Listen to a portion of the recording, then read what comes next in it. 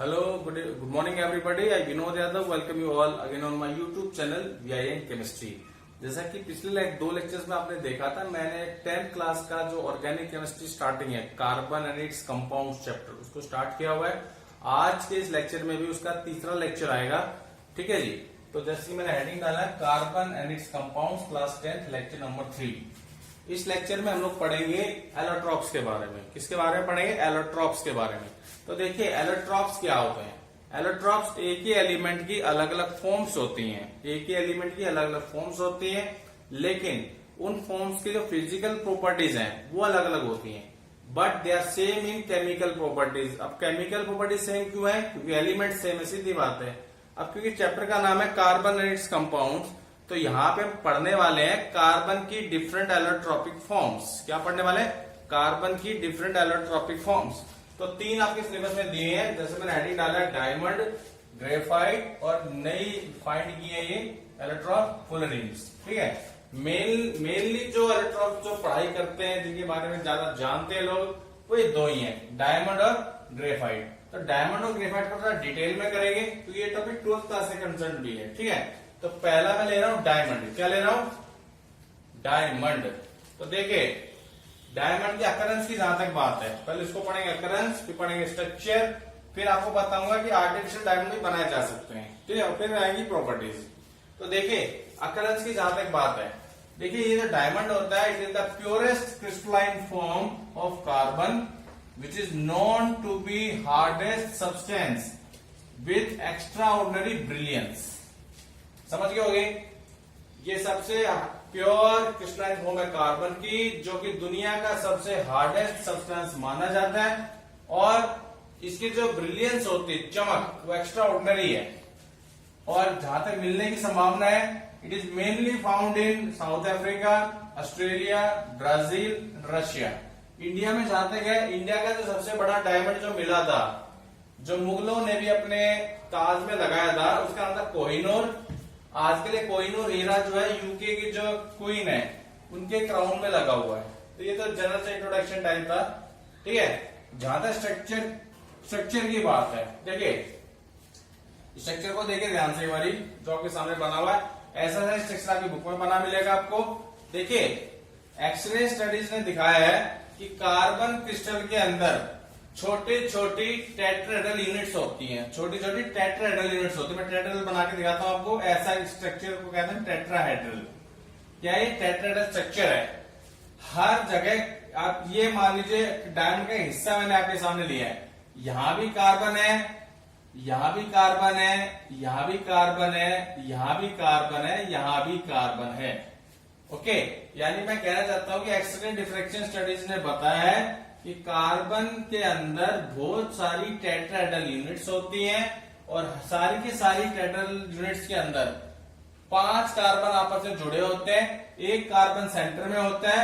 इस सेंट्रल वाले कार्बन से 4 और कार्बन जुड़े होते हैं आपस में, एक टेट्राहेड्रल स्ट्रक्चर बनाते हुए। इसको देखिए, मान लीजिए एक कार्बन तो ये है आपका, एक कार्बन ऊपर हो गया, एक कार्बन यहां हो गया, एक कार्बन यहां हो गया, एक कार्बन, तो ये जो मैंने सर्कल कर रहा हूं, ये टेट्राहेड्रल यूनिट आपकी। अब आगे देखिए, इसको देखिए, एक बॉन्ड मैंने यहां बनाया हुआ है, यहां बना पता है, यहां भी कनेक्टेड होंगे, और एक यहां आ गया, एक वो थाई पीछे कनेक्टेड, इसके भी 4 कनेक्टेड है। ऐसे इसको देखे जा रहा है, मान लो अगर ये सेंट्रल कार्बन है तो एक ये रहा, एक ये रहा, एक ये रहा, एक ऊपर है। तो इस तरीके से एक 3 डायमेंशनल स्ट्रक्चर आपके सामने आता है। ठीक है जी। मतलब आप कह सकते हैं कि diamond has 3 dimensional structure in which various tetrahedral units of carbon are attached to each other, and the carbon-carbon bond length found in this 3D structure is 1.54 Armstrong. So this is all about the structure of diamond. अच्छा, जहां तक 12th वाले के बच्चों के लिए बात है, टेट्राहेड्रल यूनिट का मतलब क्या है? This carbon is surrounded by 4 other bonds. मतलब इस कार्बन की हाइब्रिडाइजेशन क्या आएगी? sp3। तो आप कह सकते हैं कि डायमंड के अंदर हर कार्बन की जो हाइब्रिडाइजेशन होती है वो होती है sp3। ठीक है। और जहां तक एक और वैसे तो नेचुरल सब्सटेंस है, पर इसको लैब में भी बनाया जा सकता है। आर्टिफिशियल डायमंड भी बने हैं दुनिया में। अब प्रोसीजर क्या पढ़ लीजिए। Artificial diamonds are prepared by heating pure sugar charcoal. And iron, iron और शुगर चारकोल को हीट करते हैं इलेक्ट्रिक फर्नेस के अंदर, किस टेम्परेचर के ऊपर, 3000 डिग्री सेल्सियस के ऊपर। उसके बाद जो मोल्टन जो मिक्सचर है इसको जो है ठंडा करते हैं by plunging it in a bath of molten lead and then treated with concentrated HCl। उसके बाद आपको छोटे छोटे क्रिस्टल्स मिलेंगे जिनको हम कह सकते हैं they are artificial diamonds, they are artificial diamond. अभी प्रॉपर्टीज रह रही है उनको डिस्कस करते हैं।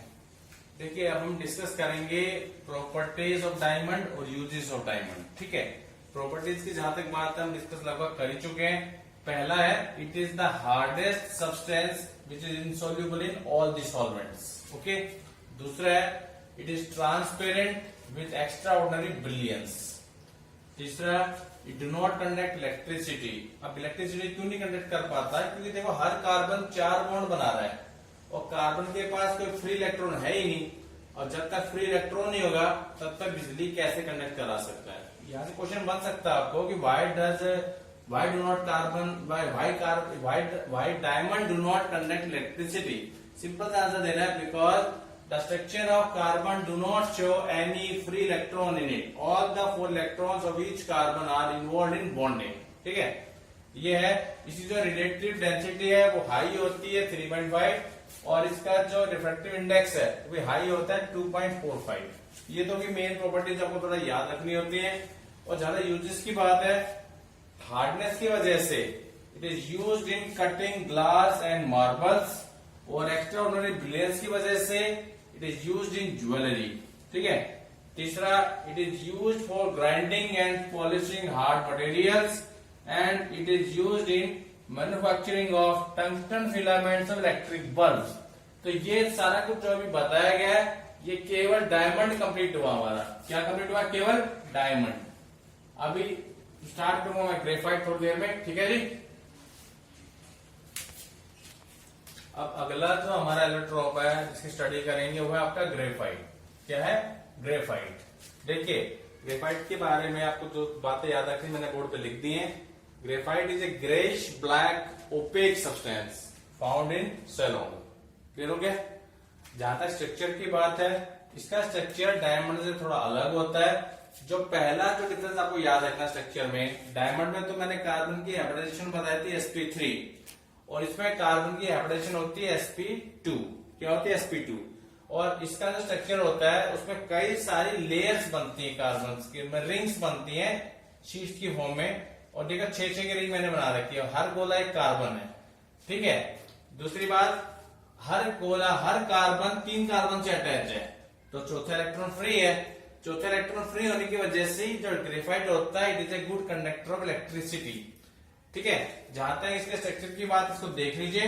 आपको 2 लेयर बनानी होती है, 2 लेयर्स के कार्बन को आपस में जोड़ना होता है, बस ये है तो फर्क। और जहां तक प्रॉपर्टीज की बात है, ग्रेफाइट सॉफ्ट होता है, बिजली का अच्छा कंडक्टर होता है, इसकी जो डेंसिटी होती है डायमंड के मुकाबले कम होती है, और ये रिएक्टिव होता है। डायमंड कैसा है, नॉन रिएक्टिव, और ये कैसा होता है, रिएक्टिव होता है।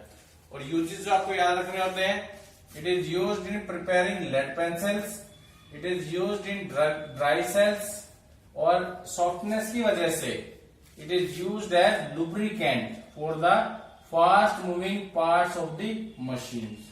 तो ये, और एक बात और याद रखना स्ट्रक्चर में, जो कार्बन कार्बन बॉन्ड लेंथ होती है एक रिंग के अंदर, जो कार्बन कार्बन बॉन्ड लेंथ होती है वो आपको याद रखनी है 1.42 Armstrong.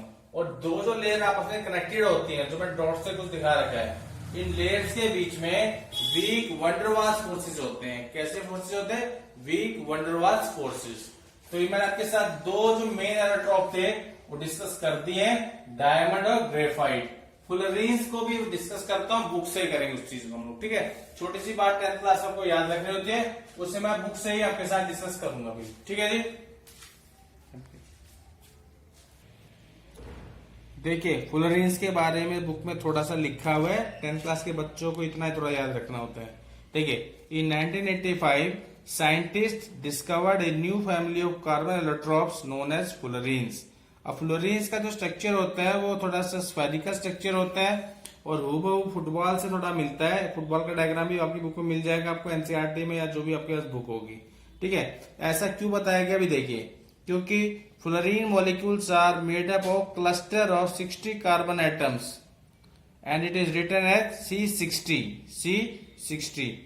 The carbon atoms are arranged in interlocking hexagon rings and pentagon rings. There are 20 hexagons and 12 pentagons of carbon atoms in one molecule. It is named as Buckminster fullerene. क्यों? It was named after the name of American architect Robert Buckminster Fuller, who designed geodesic domes which exactly resemble with it. C60 is a perfect square and looks like a football. Therefore, it is popularly known as buckyball. तो ये तीनों मैंने आपके साथ discuss कर दिए। Allotropes of carbon, diamond, graphite, fullerenes as पर 10th classes concern. Hopefully अगर आपको लेक्चर अच्छा लगा तो इसे लाइक कीजिएगा, शेयर कीजिएगा। लेक्चर सुनने के बाद बुक में से स्टडी करेंगे तो आपको ये मेनली आपको याद हो जाएंगे, कोई आसान हार्ड चीज नहीं है ज्यादा। ठीक है, तो अगर आपको लेक्चर अच्छा लगा तो लाइक कीजिएगा, शेयर कीजिएगा and please subscribe my channel. Thank you very much.